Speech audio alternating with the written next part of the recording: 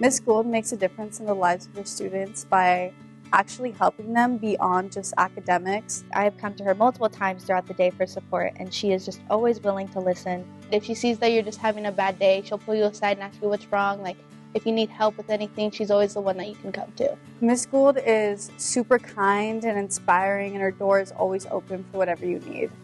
Miss Gould should be the Arizona Teacher of the Year because she has done so much for so many different students in a variety of ways. Miss Gould makes a difference for all of our students, so much that I want to be a teacher just like her. Oh, Mountain, bring me a dream that is favorable.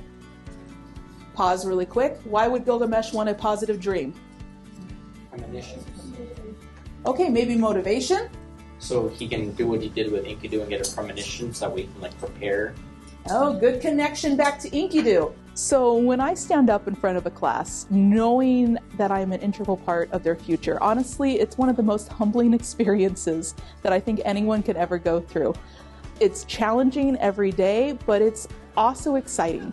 It's exciting because I get to share the love of the content that I teach with my kids. I get to share the love of learning with my students. And that is something that I see year after year after year. And so when they are able to come to my class and have fun with the content, have fun with the books that we're reading, and really get something out of it, really something that they can continue with and take back for the rest of their lives, that's so powerful. And it totally makes it so that standing up in front of those kids every day, it's a new and exciting adventure every time. I feel my key to creating impactful lessons in my classroom is to make it so that they connect to kids in some way or form. One of the lessons that I do every year is we go over the Epic of Gilgamesh, which is an ancient Sumerian text, but we connect it to the traits of a hero, and we go through what other heroes they might have. So we talk about movies, Avengers, superheroes, all of those pieces come into play, and kids are like, oh, I see this component here, or I see how this trait connects here. Oh, this is like Spider-Man. And we get to have those conversations where they're connecting their pop culture and they're connecting what they love and what they see in the world to the text that we teach. And so that's one of the most fun things is creating those lessons that are so engaging that kids are able to branch out and see how it impacts their world and their own being.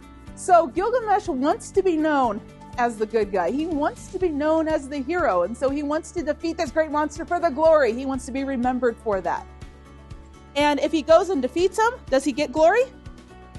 If he goes and he dies in an epic battle, does he get glory?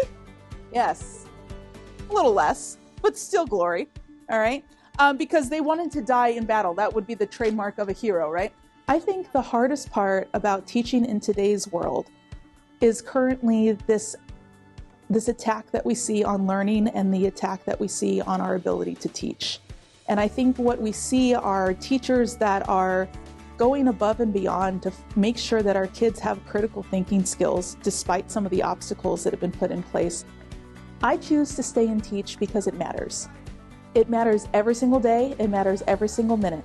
I don't know the next kid that's going to walk into my classroom and need support that is not from a book. I know that I'm going to have students that come in that they will take a lesson that I teach them and it's going to stick with them the rest of their lives. I think that's the hardest part about teaching too, is that every moment matters.